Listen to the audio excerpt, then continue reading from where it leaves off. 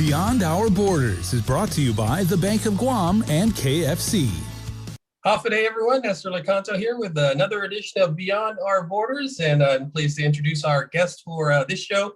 He is Dr. Augusto de Viana. He is a professor at the University of Santo Tomas, one of the most prestigious schools in the city of Manila, Philippines. And he's also a author of multiple books that include subject matters such as Philippine history, World War II, and the history of the Marianas. And he also recently had an online lecture at the request of the Philippine consulate. And we're going to talk about that during this show. Dr. De Viana, thanks for joining us. Good morning and half a day to all the listeners of the KUAM in Agana, Guam. All right, thank you very much. So you just completed a online lecture about the history of the relationship of Guam and the Marianas. Can you tell us a little bit about that? Yes, I was invited by the Consulate General of Guam, I think 2 months ago, and as part of the what they call the quincentennial celebration. When I talk about a quincentennial, they're celebrating the 500th anniversary of the arrival of Magellan in 1521. You see, Magellan arrived in the Philippines on March 16, 1521, and this will be the 500th anniversary.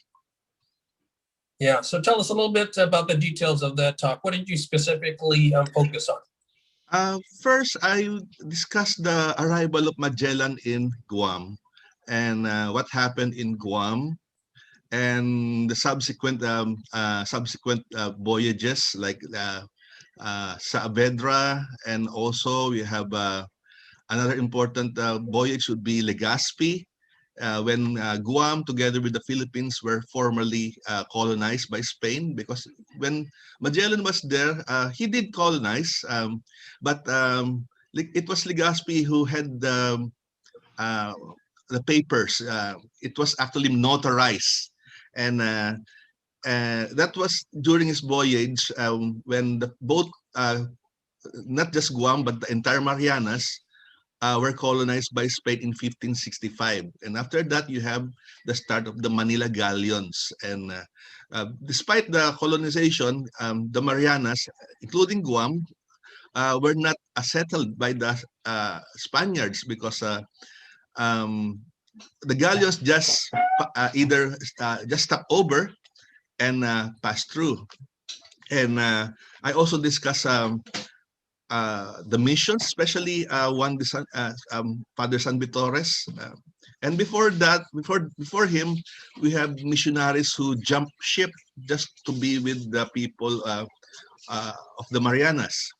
And of course, we have the coming of Father San Vitores in 1668, and what we call the unfortunate Chamorro Wars, which lasted for I think 3 decades, and it caused a lot of things in the Marianas, and the depopulation, what happened in the islands, and what would be the role of the Filipinos in the colonization,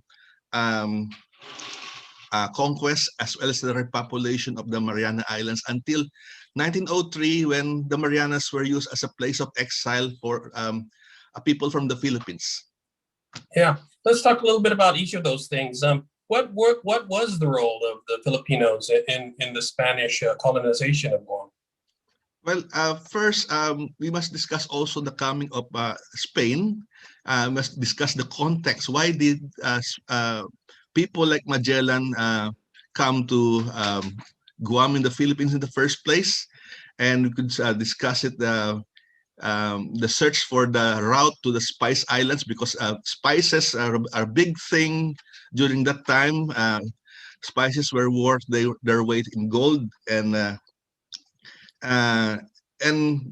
I would like also to say, before Magellan came to the Philippines, before he discovered the Philippines, he discovered the Marianas first, and also some natives from the Philippines were part of the colonizing force in 1668, because they came as soldiers, they came as farmers, also assistants of the missionaries.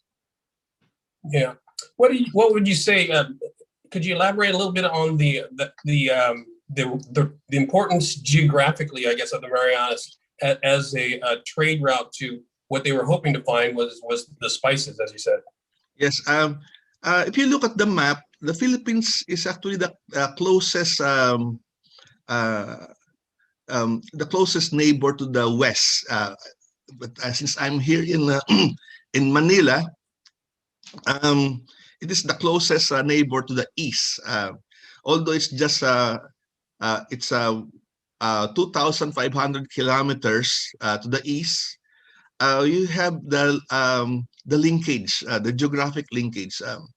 You can also even discuss the peopling of the Marianas, because the Aboriginal Chamorros, meaning the original Chamorros, as well as the natives of the Philippines, they belong to a single race called the Austronesians. They originated from the Asian mainland, crossed into Taiwan. If you believe that the theory of Peter Bellwood, the out of Taiwan theory, then they moved southwards, and some of them got blown eastwards towards the Pacific to become the Pacific Islanders, including the Chamorros, the Polynesians, and the Maoris. Yeah. So therefore, we have a similarity between in the culture, in the even the physical appearance of both. So the original Chamorros, as well as the natives of the Philippines, they belong to one Austronesian branch. Formerly, this was called the Malayo-Polynesian, but because it was a belief that the ancestors came from the Pacific and the South, but it's not. It's because according to Peter Bellwood in the University of Hawaii, it is the other way around. It's more of a north to south migration, north to south and eastwards towards the Pacific. Yeah. In your research and in your intensive study of the Marianas, what are some of the most significant things that stand out for you personally? Well, first, especially after 1817, when Marianas were governed from Manila. Before that, both the Philippines and the Marianas were governed from Mexico. But when Mexico gained its independence, the Philippines was governed directly from Madrid, and Manila also governed the islands of the Marianas, the Carolines, and Palau. So that remained until 1898, when the Philippines was parceled out. The Philippines and Guam went to the United States. The Northern Marianas went to Germany, along with Palau and the Carolines. So what I was trying to say was that there was a shared history, especially during the Spanish period.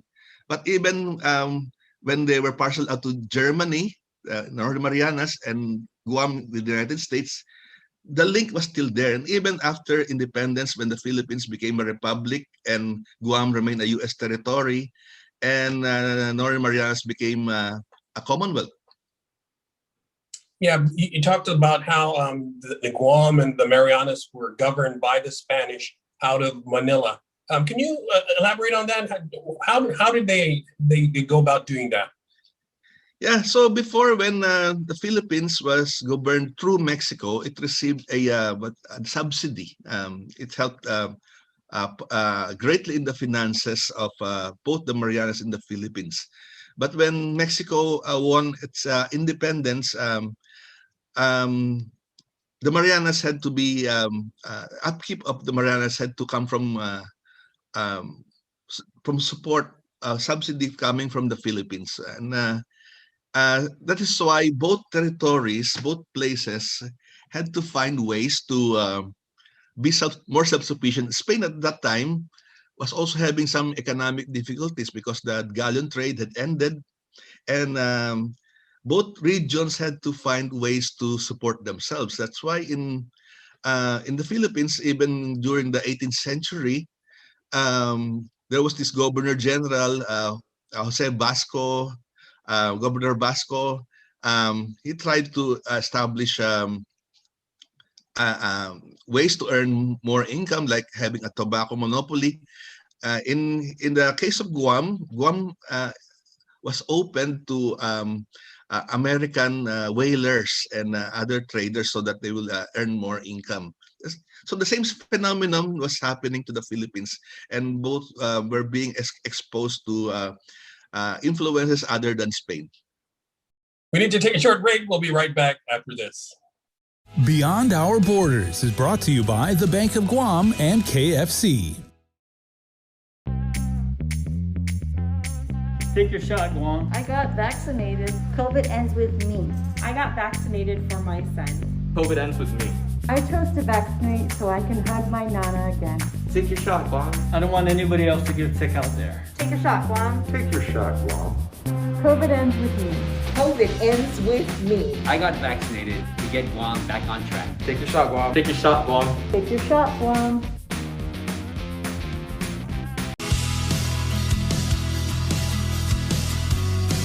Beyond Our Borders is brought to you by the Bank of Guam and KFC. You mentioned about the Philippine political exiles that were sent to Guam. Why did that happen, and who were some of those folks? Well, so there were upheavals in the Philippines, especially in the year 1872. 1872 is a very pivotal year in the Philippines because this was the year when people who were aspiring for change in the Philippines, in political and social change, they were accused of trying to separate the Philippines from Spain. And among these would be the three priests, secular priests, Father Burgos, Mariano, Father Mariano Gomez, Father Jose Burgos, and Jacinto Zamora. They were executed in Manila, but people who also were advocating for change, they were not executed, but they were exiled to Guam, like Balbino Mauricio. We have Antonio Marrero Hidor, and a few others very prominent, and they were exiled there in Guam. And Guam also hosted one of the presidios or prisons of the Philippines. We have the Presidio de Marianas, or the Presidio at Agana. And during the Philippine Revolution, more exiles were sent there, including soldiers who were sympathetic to the independence movement. And unfortunately, they were massacred there in the Christmas of 1898. 1896, I'm sorry, 1896. They were killed, and some of them even remained even after the end of Spanish rule. One of them, by the time Mabini was exiled there during the early American period, he found out that he was still in Guam, in Agana, and she was not able to come back just because he didn't have 50 pesos. That would be the fare from Agana to Manila, and he wrote in his memoirs that he would find ways to allow this woman, Segunda Fuentes, to come back to Manila because it's very lonely for a woman alone in a foreign land. That was he wrote. Yeah. Tell us a little bit more about Mabini, because he's a very prominent figure in Philippine history. For those who may not be familiar, can you tell us about him? So Mabini was the head of the cabinet of the government of President Emilio Aguinaldo. And when he was there, he was also the closest advisor. And many of his laws were attributed to Mabini. But of course, there was a power struggle in the cabinet between the pro-independence factions and another faction who decided that maybe we cannot have independence, maybe we could just have protectorate under the United States, and this faction under Pedro Paterno won. And Mabini was, he fell from power. And despite that, he continued to write in favor of Philippine independence, and then he was captured by the Americans, and he was asked to swear allegiance to them, but he refused. and he continued to write letters, and that's why General Arthur MacArthur called him the brains of the insurrection. Why the Filipinos were still fighting the Americans, even the Americans were winning, but there was still opposition, and they decided to exile Mabini to Guam, so to remove him from influencing Philippine society. And he was sent there along with 56 other exiles, including the vice president of the Philippines, Mariano Trias. He was there in Guam with Mabini. Yeah. Tell us, in your view, what are the lasting, and there's probably very many, but what are the lasting impacts of Spanish rule over both the Philippines and Guam? First, both regions, the Philippines and Guam, became predominantly Catholic societies. So we can see that both in the Philippines and Guam, they become very devout Catholics. Especially when I was there in Guam, I see that people were attending mass, and there was a very good attendance in the cathedral there in Agana. I saw that also in Saipan. So they also have fiestas, and the Christianity is the number one influence of Spain in both regions. And also we also have I reviewed the language, the Chamorro, like it has many Spanish elements, just like in the Philippines. So another thing would be, of course, the style of clothing. Again, you may say that education introduced by the Spaniards both influenced the Philippines and the natives of Marianas, including Guam. Still more Beyond Our Borders coming up. Don't go away. Beyond Our Borders is brought to you by the Bank of Guam and KFC.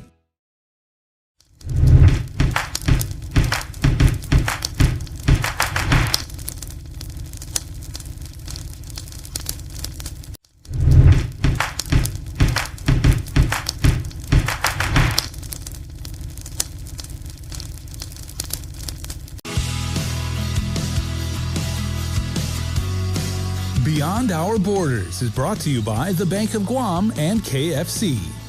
And why was the Marianas and Guam still important to Spain, even after the galleon traffic had subsided?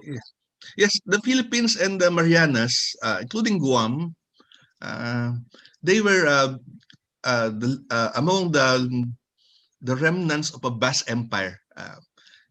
During the time of King Philip, there was a saying that the sun never set on the Spanish Empire. But by the late 19th century, Spain lost most of the colonies, and I made a comparison. What would be the value of the region of the Philippines and the Marianas to Spain? Along with Cuba, the Philippines would be the last what you call economic asset of Spain, because there's still a lot to be earned from the remaining colonies, especially in Cuba, because of its closeness to the United States. And in the case of the Philippines, it's still a hub of trade going to mainland Asia, especially China and Japan, as well as the Netherlands, is Indies, presently Indonesia. So the location is still very important to Spain. So that's why Spain struggled a lot by keeping the colonies. I may say that while most of Europe were secularizing, meaning removing the influences of the friars, and they kept that in the Philippines. So the Philippines was kept in some kind of a time warp when there was liberalization in various parts of Europe. The Philippines remained practically politically backward.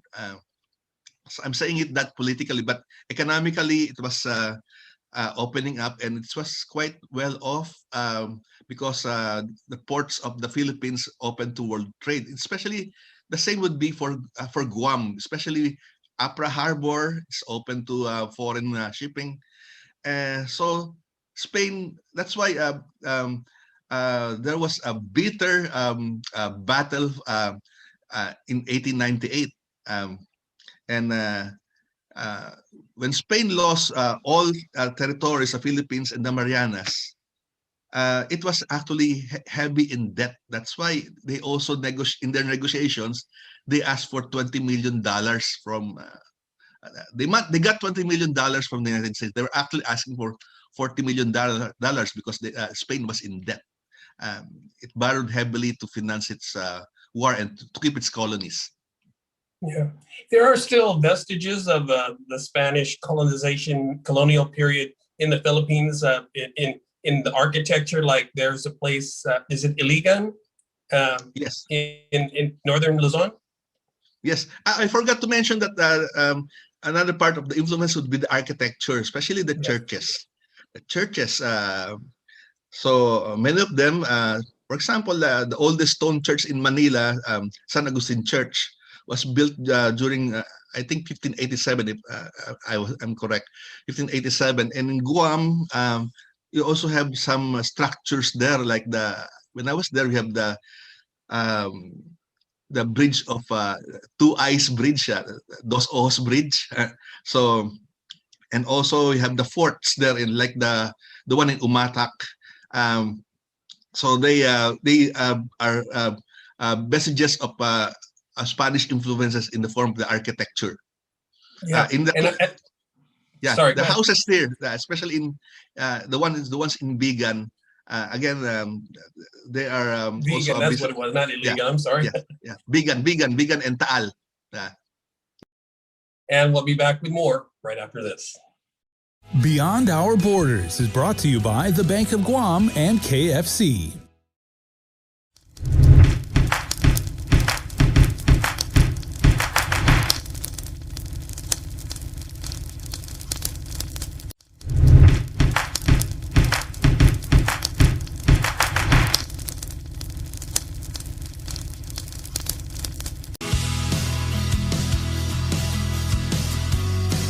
Beyond Our Borders is brought to you by the Bank of Guam and KFC.